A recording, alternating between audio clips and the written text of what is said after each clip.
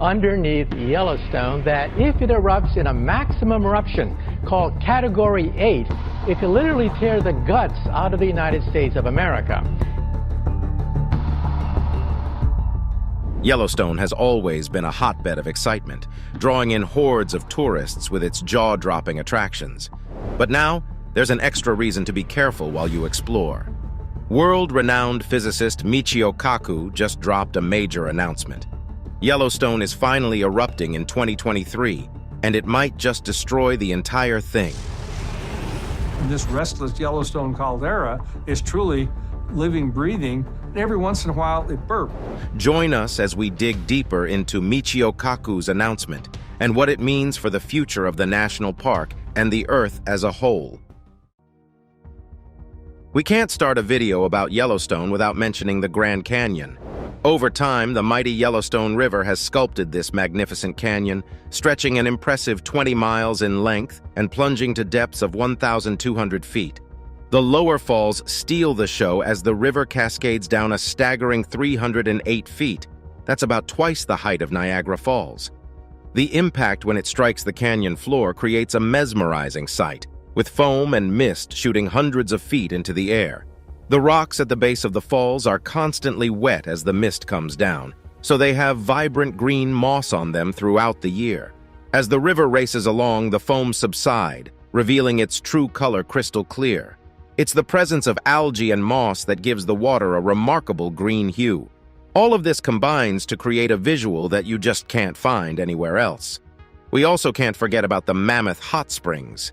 Here, a unique combination of heat, water, minerals, and limestone has given rise to this fascinating geological phenomenon.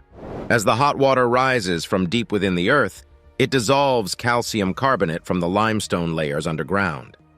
This dissolved calcium carbonate, known as travertine, is carried to the surface by the ascending hot springs.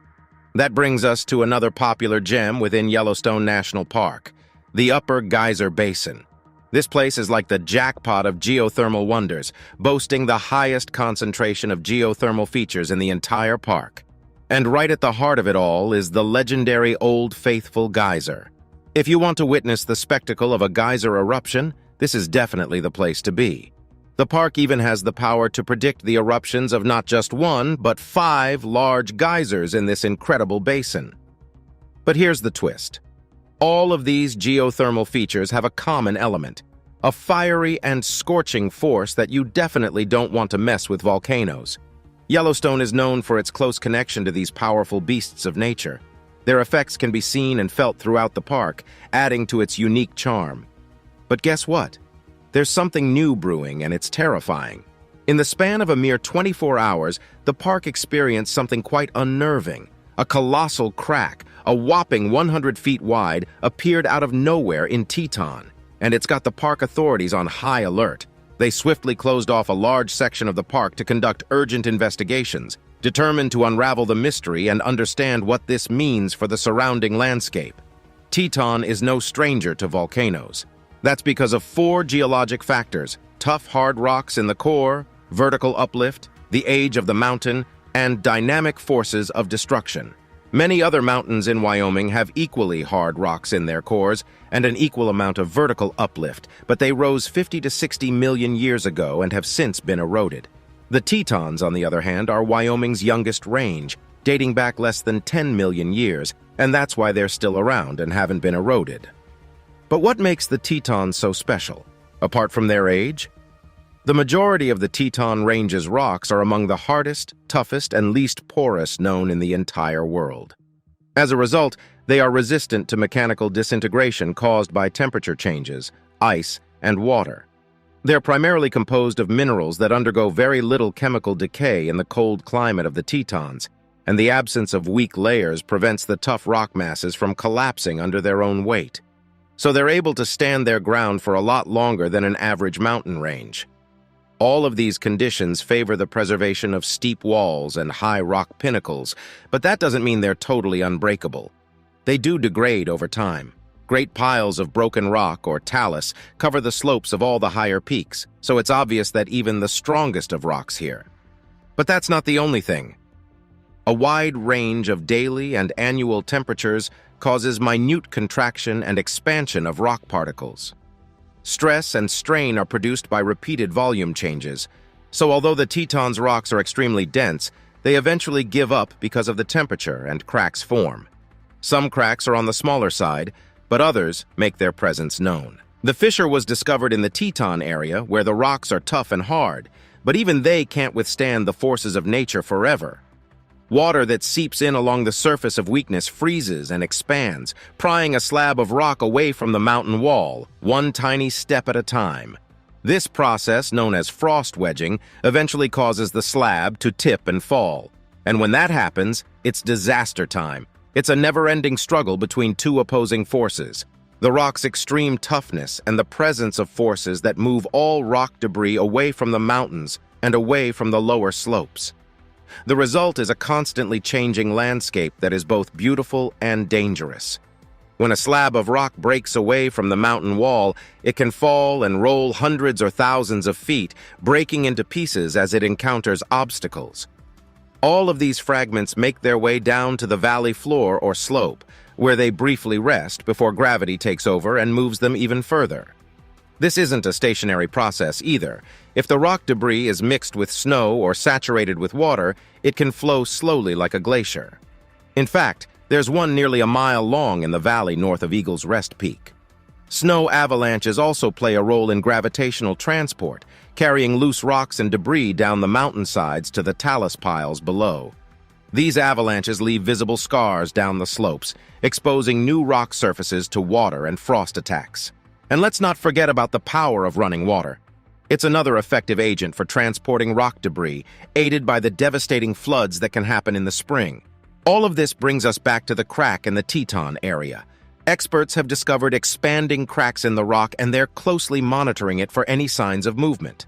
This is especially important because Yellowstone is currently recharging. That means its magma chambers are filling up with molten rock from deep beneath the Earth's crust. Once these magma chambers are filled to the brim, the landform could erupt at any time. Whether it's a matter of months or even millennia after a magma recharge, the eruption happens when those chambers rupture, releasing an astounding amount of magma all the way into the atmosphere. We're talking up to 240 cubic miles of explosive volcanic rock called rhyolite. This type of rock is so powerful that it can easily break through the Earth's crust during an eruption and holds the key to the volcano's destructive power. Researchers studying the area have been focusing their attention on the plume of magma that's heating the rhyolite from below. They're all about figuring out just how much magma is recharging the volcano each year. To do this, they injected a stable radioactive isotope called deuterium into several hot springs in Yellowstone National Park. Don't worry, even though this sounds crazy, it's totally safe for the environment, and it's even been given the green light by the park officials. Now, these hot springs are connected to a network of hydrothermal vents that play a crucial role in the Yellowstone volcanic system. The researchers calculated the amount of water and heat flowing out of the springs by measuring the temperature and tracking how long it took for the deuterium to return to normal background radiation levels. This is a great way to test things out without having to deal with actual magma. Turns out, previous studies underestimated the amount of water flowing through the springs and the amount of heat leaving them. There's a lot of it, and it's turned the volcano that was thought to be dormant into a ticking time bomb. Scientists say that it's only a matter of time before the massive supervolcano wakes up and unleashes a Category 8 eruption that could take the entire country with it. That's possible because Yellowstone doesn't just have a single dangerous volcano. We're talking about the Yellowstone hotspot. The Yellowstone hotspot is a geologic phenomenon that has played a pivotal role in shaping the landscape of the northwestern United States over millions of years. It's a stationary area of intense volcanic activity beneath the Earth's crust, responsible for the creation of the Yellowstone caldera and the geothermal wonders found within Yellowstone National Park. The hotspot is believed to have originated from a mantle plume, a vertical column of exceptionally hot rock rising from deep within the Earth. As the North American tectonic plate slowly moves across the hotspot, it creates a trail of volcanic activity. Over time, the movement of the plate has left a trail of extinct volcanic centers extending from Oregon through Idaho and into Wyoming, with Yellowstone being the most prominent and recent manifestation. Yellowstone's volcanic activity is a direct result of the hotspot. The hotspot fuels the magma chamber beneath the park, providing the energy and material for volcanic eruptions and geothermal features. This subterranean heat source gives rise to the iconic geysers, hot springs, fumaroles, and mud pots that draw millions of visitors to the park each year. The hotspot's influence extends far beyond Yellowstone National Park. It has left a trail of volcanic features and past eruptions throughout the region. For instance, you've got the Snake River Plain in southern Idaho is a product of the hotspot's volcanic activity. It is characterized by a series of lava flows and volcanic fields that were produced as the North American plate moved across the hotspot. The craters of the moon. National Monument and Preserve is a testament to this volcanic legacy. Although the hotspot has been active for millions of years, its intensity has varied over time. There have been periods of heightened volcanic activity marked by massive super-eruptions, such as those that formed the Yellowstone caldera. These cataclysmic events occur on a timescale of hundreds of thousands of years and are separated by much longer periods of relative quiescence. The Yellowstone hotspot has been something that scientists and geologists have known for decades. It provides a unique window into the processes occurring deep within the Earth's mantle and offers valuable insights into the dynamics of mantle plumes and plate tectonics. Ongoing research and monitoring efforts help unravel the mysteries surrounding the hotspot and contribute to our understanding of Earth's geologic history. While the hotspot continues to fuel geothermal activity and shape the landscape, including the potential for future volcanic eruptions. And the future we're talking about here might be close. In the past few months, we've witnessed some alarming activity in the park. The ground has been rising, and a whopping 465-mile-long molten rock is on the move directly under Yellowstone. Adding fuel to the fire, the major geysers have been more active than ever before, leaving many wondering whether the signs are pointing toward an inevitable eruption. Imagine if Mount St. Helens's eruption in 1980 was just a tiny sneeze compared to the Yellowstone super-eruption. We're talking about a magnitude of 8 or higher on the volcano explosivity index, ejecting at least 1,000 cubic kilometers of material, enough to bury the entire state of Texas 5 feet under. And this isn't just a hypothetical situation. This supervolcano has erupted 3 times before, 2.1 million, 1.3 million, and 664,000 years ago. The last eruption created a 34-mile by 50-mile depression called the Yellowstone caldera. Yellowstone isn't the only supervolcano on Earth. Geologists have discovered evidence of at least 47 super-eruptions throughout our planet's history, with the most recent occurring 26,000 years ago in New Zealand. And it's going to take a lot to make sure it doesn't happen to Yellowstone. NASA has proposed drilling up to 6 miles into the supervolcano and pumping in high-pressure water to cool it down. They believe that using heat as a resource to build a geothermal power plant could offset the cost of the mission. However, drilling into the magma chamber's top would be extremely risky, with the potential to backfire and cause the very super-eruption they are attempting to prevent. Furthermore, even if the drilling plan were to work, it would take tens of thousands of years to completely cool the supervolcano, and there's still no guarantee it will be successful for hundreds, if not thousands of years. So if NASA doesn't succeed in preventing a Yellowstone eruption, we're in for a disaster. Scientists, armed with historical ash deposits and advanced modeling, have painted a grim picture. They predict that a super-eruption would blanket the northern Rockies with a whopping 3 feet of ash. Can you imagine the chaos that would ensue in Wyoming, Idaho, Colorado, Montana, and Utah? Meanwhile, the Midwest would receive a few inches of ash, and both coasts would fare slightly better, with even less ashfall.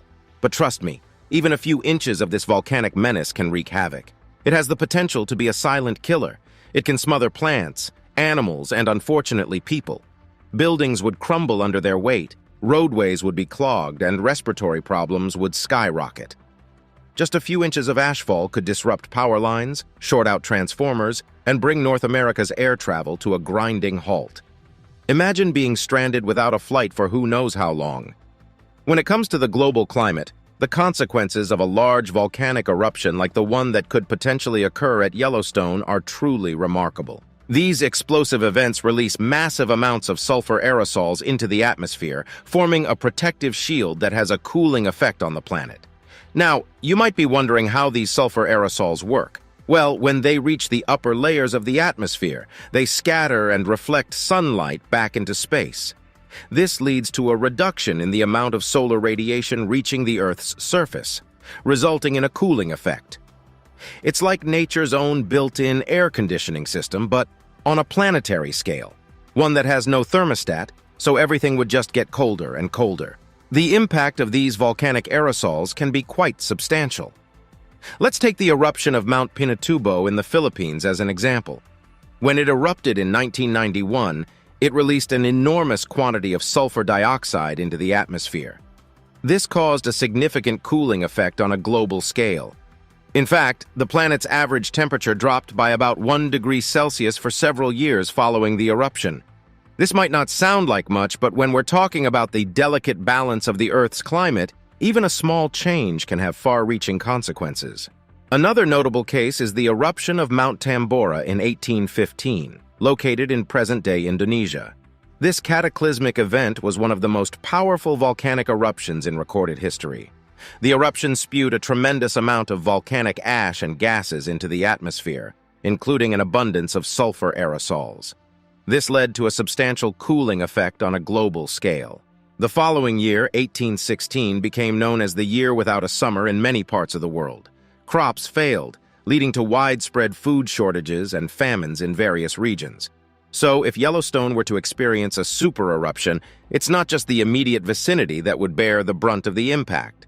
The release of sulfur aerosols into the atmosphere would have far-reaching consequences, potentially affecting weather patterns and agricultural productivity worldwide. It could disrupt ecosystems, harm food production, and impact human livelihoods on a global scale. While the cooling effect from volcanic aerosols is temporary due to their relatively short lifespan in the atmosphere, it can still have profound effects on the climate. According to Dr. Michio Kaku, a renowned physicist, Yellowstone is going to erupt in 2023. He's been predicting the eruption for over a decade now, but at the same time he thinks that we shouldn't worry too much as we will get advance warnings before the eruption. He believes that we will have several weeks to evacuate before any such unlikely event takes place. But what if we have been ignoring the warnings that we have already been getting? For instance, in 2018, the Steamboat Geyser, the world's tallest active geyser, erupted a record-breaking 32 times, more than it had in any other year in all of history. Other geysers have also been behaving strangely, like the Excelsior Geyser, which had been quiet since 1957, suddenly erupted spectacularly a few months back, spewing out garbage from the 1930s. Adding to the chaos, the ground beneath Yellowstone has been steadily rising for the past few years, and the area has been rocked by over 121 earthquakes in December alone. In the North Geyser Basin, GPS data showed that the ground had risen by about 2 centimeters in 2018, and it hasn't stopped ever since. All these signs indicate that our planet is becoming increasingly unstable, and it's only a matter of time before we witness unprecedented natural disasters. Unfortunately, the experts keep reassuring the public that everything is going to be all right. But the shaking of our planet is getting worse with each passing year, and multitudes of people are going to die in these disasters. However, if scientists are to take Michio Kaku's advice, things might actually work out. That's why researchers from all over the world have come together at the Yellowstone Volcano Observatory, and they're working day and night to get ahead of the eruption. So if things start to get bad, and there comes a point where we can't run from the volcano, the least we can do is minimize the disastrous effects of it. At the observatory, scientists employ a variety of tools to track the activity of the Yellowstone caldera, ranging from ground-based monitoring stations to satellite imagery. One of the most important instruments used by the team is the seismometer, which measures the tremors and vibrations that are produced by the movement of magma and other geological phenomena deep beneath the Earth's surface. Because this part is just basic. If you can track where the magma is and how fast it's growing and moving, you can at least have an estimate of how much time it would take for everything to get to the breaking point. In addition to seismic activity, scientists keep a close eye on the temperature and chemistry of the hot springs and geysers that dot the Yellowstone landscape. As we've discussed earlier on in the video, all of the geothermal features work together to make Yellowstone the threat that it is, so keeping an eye on them is integral. Another key area of research at Yellowstone Volcano Observatory is the study of volcanic gases. Volcanoes emit a wide range of gases, including sulfur dioxide, carbon dioxide, and water vapor, which can provide valuable insights into the composition and behavior of the magma chamber beneath the Yellowstone caldera. Scientists use advanced techniques such as remote sensing and gas sampling to collect and analyze volcanic gas data from across the park, providing crucial information about the activity of the Yellowstone system. Despite the many challenges and risks associated with studying a volcano as complex and unpredictable as the Yellowstone caldera, the team remains committed to advancing our understanding of this natural wonder. In recent years, advances in technology and data analysis have allowed scientists to make significant strides in our knowledge of the Yellowstone system, including the discovery of previously unknown features, such as the shallow magma reservoir that lies just a few kilometers beneath the park's surface. Scientists work closely with federal, state, and local agencies to provide real-time monitoring and alerts in the event of increased volcanic activity, helping to ensure the safety and well-being of the millions of visitors who flock to Yellowstone National Park each year. Because if they didn't, just for one day, and miss something, it could mean the difference between life and death. Death of not just the people in the park, but also the entire planet. Do you think we could make it through a Yellowstone supernova eruption? Let us know in the comments below. If you liked this video, please give it a thumbs up, and we'll see you in the next one.